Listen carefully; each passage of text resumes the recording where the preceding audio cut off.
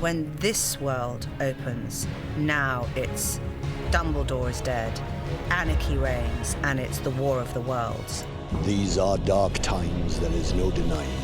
There's a boy wizard versus the greatest dark wizard the world has ever seen, who's backed up by a huge and very scary army. We know we're about to take over the world. Father could tell. If any of us make any mistakes, we've got the Dark Lord to answer to. Tell me where it is. There's a deep rage in Voldemort against the world. It's just a hell of a lot of evil for one room.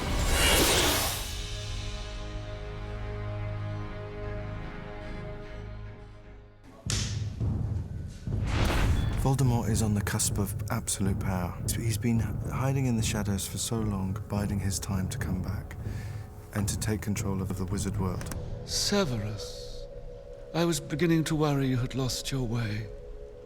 Come, we've saved you a seat. Malfoy Manor has been seconded as the headquarters of the Death Eaters. At the beginning of the story in Malfoy Manor, Voldemort's very much the man in power, taking his time, enjoying his power. There's a kind of hunger and an insane optimism in the room. And it's just the planning and strategizing of how to get hold of Harry Potter, who is the key. As inspiring as I find your bloodlust, Bellatrix, I must be the one to kill Harry Potter. Voldemort doesn't quite understand Harry Potter. He's tried to kill him several times. Unsuccessfully, and he needs to know why that is the case. My wand and Potter's share the same core. We can wound, but not fatally harm one another.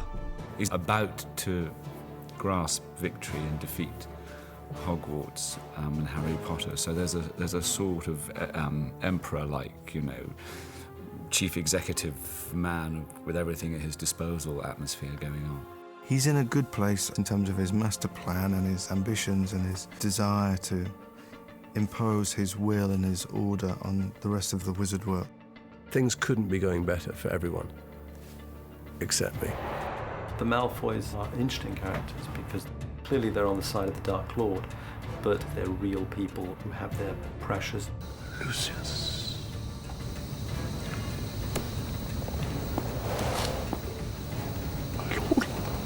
My lord. This is a very proud man, incredibly vain, pompous, peacock of a man. In the time that he's been away in Azkaban, his spirit's been broken, but he arrives back having had the confidence sucked out of him. Lucius is in a very bad way, actually, because his son failed to kill Dumbledore. Prior to that, Lucius failed the Dark Lord because he wasn't able to retrieve the prophecy. So the family have basically let Voldemort down consistently. I require your wand. Voldemort couldn't be more contemptuous.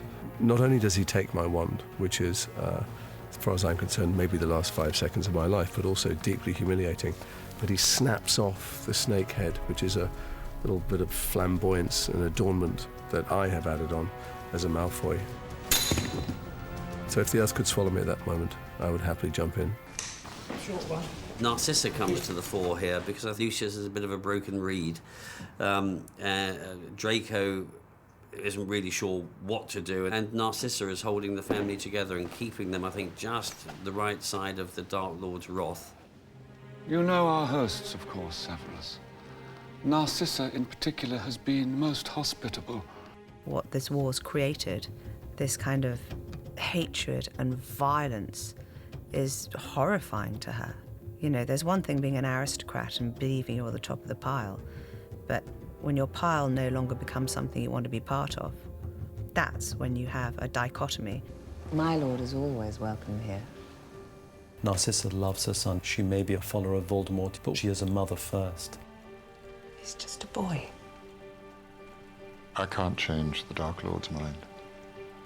With Narcissa, you have to understand what a woman does to survive, what a woman does to keep her child alive, and what that is anything.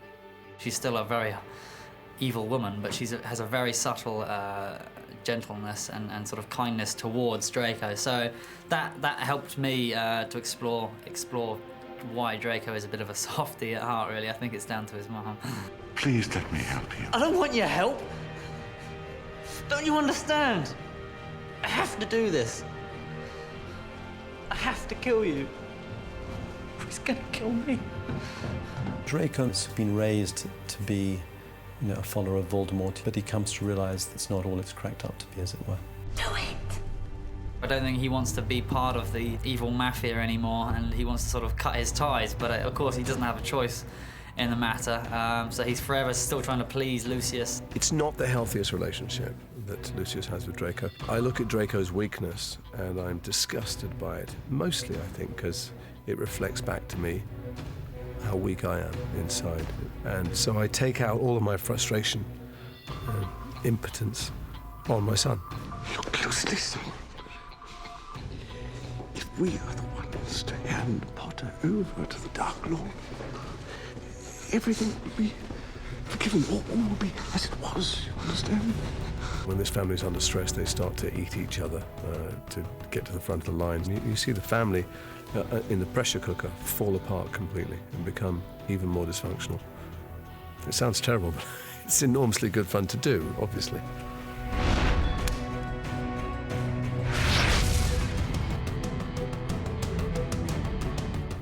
We are having the best time. It was lovely to come back and to sit in a room like we have been doing the last week with, Ray Fiennes, Alan Rickman, Timothy Spall, Helena Bonham Carter. Helena is such a delightful lady off camera. When they roll camera, she turns into some sort of psycho man. It's just oddly scary.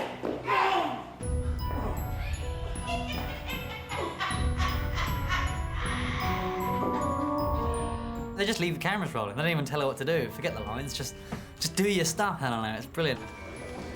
Don't be afraid to go off script. It doesn't matter. Just don't be afraid to go off script, guys. It's always fun. Okay. Not you.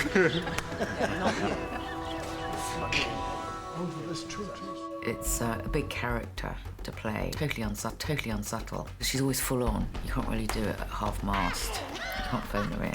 She went to Azkaban, but she's prepared to die. She's just like, and other people are just flipping terrified of him, but she's like the real deal. Well, Helena and I joke about what she might do for him.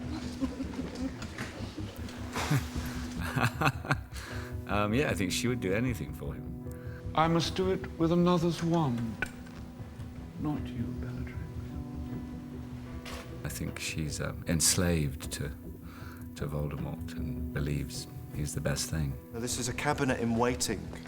It's sort of giddy in a way because you're not very far from power, ultimately.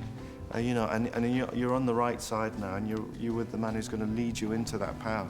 It's erotic almost to people to be close to power. One of the great luxuries of power is you don't really need to force it on anyone. We're all utterly terrified of him. He's a lost soul. He's mad. He's lost. He's totally screwed up. And the only thing that fires him is power, more ability to control, to manipulate, to bring people up, destroy people. It's like an addiction, and he's threatened by Harry's goodness. It enrages him. He desperately wants to get rid of Harry. And he, at the same time, is desperate to have control of the Elder Wand. The Elder Wand will allow him, he believes, to finally kill Harry. And the Death Eaters and Voldemort are single-mindedly on this mission. Voldemort knows that as each Horcrux is destroyed, he loses his power, and once you realise Harry's on to his secret, then there's a sort of urgency, a madman's determination just to keep going.